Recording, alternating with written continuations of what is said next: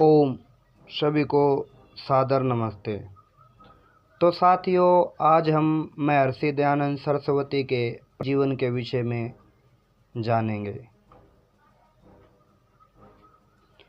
महर्षि दयानंद सरस्वती एक महान क्रांतिकारी एवं समाज सुधारक थे।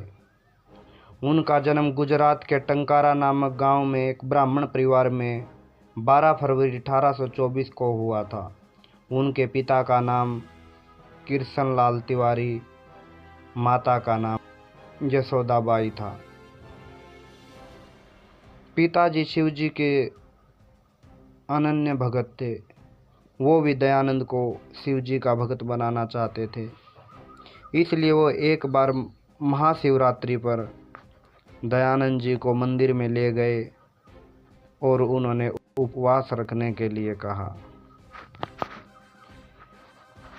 दयानंद जी ने पिता के कहने पर उपवास भी रख लिया, लेकिन जब रात्रि के समय सभी सो गए थे तो दयानंद ने देखा शिव जी की मूर्ति पर एक छोटा हाथ चूहा आ गया। तो दयानंद ने देखा जो शिव जी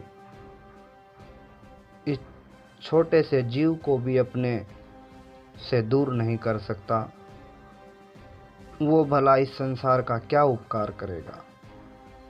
तो उनके मन में मूर्ति पूजा के प्रति घृणा पैदा हो गई और वे घर की तरफ चल दिए। और उनके मन में एक विचार आया कि आखिर सच्चा शिव कैसा है और कहाँ मिलेगा।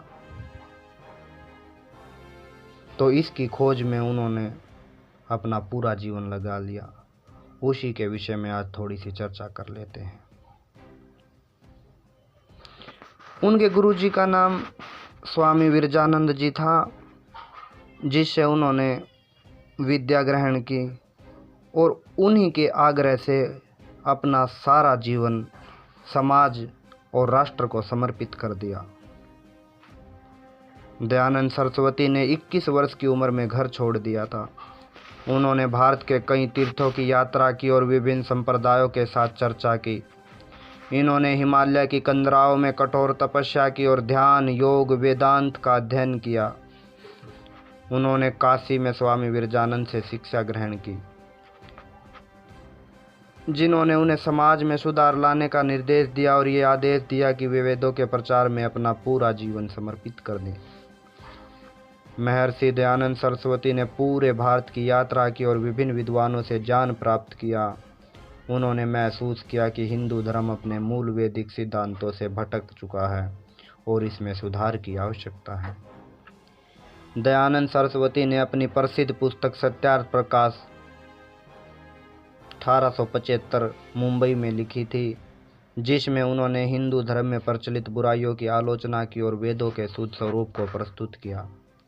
इस पुस्तक में उन्होंने मूर्ति पूजा, जातिवाद, अंधविश्वास और बाल विवाह का विरोध किया, विधवा विवाह और नारी शिक्षा का समर्थन किया।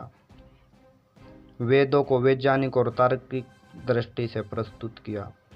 इस पुस्तक की विचारधारा ने भारतीय समाज में सुधार लाने की एक नई जागरूकता पैदा कर दी। महर्षि दयानंद सरस्वती पहले व्यक्ति थे जिन्होंने स्वराज अर्थात स्वयं का राज्य का नारा दिया था, जिसे बाद में लोकमान्य तिलक और महात्मा गांधी ने अपनाया। उन्होंने भारतीयों को अंग्रेजों के अधीन न रहने और स्वदेशी अपनाने के लिए प्रेरित किया। उनका उद्देश्य केवल धार्मिक सुधार ही नहीं बल्कि सामाजिक और राजनीतिक जागरूकता भी था। उनके अनुयायियों में लाला लाजपत राय, महात्मा हंसराज, पंडित गुरुदत्त विद्यार्थी, स्वामी श्रद्धानंद, पंडित राम प्रसाद बिस्मिल, भगत सिंह जैसे अनेकों क्रांतिकारी थे, जिन्होंने इस देश की स्वतंत्रता के लिए अपना बलिदान दे दिया था। दयानंद सरस्वती के विचारों से कई कट्टरपंथ और तत्कालीन राजा महाराजा असंतुष्ट थे। उन्होंने मूर्ति पूजा, रूढ़िवादिता और राजाओं की विलासिता की आलोचना की थी। इसी कारण जोधपुर के राजा जसवंत सिंह के दरबार में एक षड्यंत्र रचा गया उस षड्यंत्र में इनसे जहर दे दिया गया। जब इन्होंने इसका आभास हुआ तो उन्होंने तुरंत उसे त्याग दिया, लेकिन जहर उनके शरीर में फैल चुका था। कई दिनों तक वे पीड़ा में रहे और 30 अक्टूबर 1883 को उनकी मृत्यु हो गई। महर्षि दयानंद सरस्वती का जीवन और विचार आज भी प्रेरणादायक है। उनके योगदान के प्रभाव से कई सामाजिक परिवर्तन हुए, जैसे आर्य समाज की स्थापना, शिक्षा और धर्म आदि पर जागरूकता आई। गुरुकुल कांगड़ी विश्वविद्यालय की स्थापना उनके विचारों पर आधारित थी। स्वतंत्रता संग्राम में उनकी शिक्षाओं ने भारतीयों को आत्मनिर्भरता और स्वराज की प्रेरणा दी। उनके द्वारा प्रारंभ किए गए शुद्धि आंदोलन ने धर्मांतरण को रोकने में योगदान दिया। महर्षि दयानंद सरस्वती के विचारों और आर्य समाज के आदर्शों से अनेक लोग प्रभावित हुए। इन व्यक्तियों ने समाज सुधार, शिक्षा, स्वतंत्रता संग्राम और धर्म सुधार में महत्वपूर्ण भूमिका निभाई। महर्षि दयानंद सरस्वती केवल एक धार्मिक सुधारक नहीं, बल्कि एक क्रांतिकारी विचारक, समाज सुधारक और भारतीय स्वतंत्रता संग्राम के प्रेरक थे। उनके द्वारा स्थापित आर्य समाज ने भारतीय समाज में जागरूकता और सुधार की लहर पैदा की। आज भी उनके विचार और शिक्षाएं समाज में सकारात्मक परिवर्तन लाने की प्रेरणा देते हैं। किसी कवि ने ठीक ही कहा है, दुनिया वालों देव दयानंद दीप जलाने आया था, भूल चुके थे राहें अपनी वह दिखलाने आया था। घोर अंधेरा जग में छाया, नजर नहीं कुछ आता था, मानव मानव की ठोकर से जब ठुकराया जाता था। आर्य जाति सोई पड़ी थी, घर घर जाके जगाता था, बट गया था टुकड़े टुकड़े भारत देश जगीरों में। शासन करते लोग विदेशी, जोश वही था वीरों में।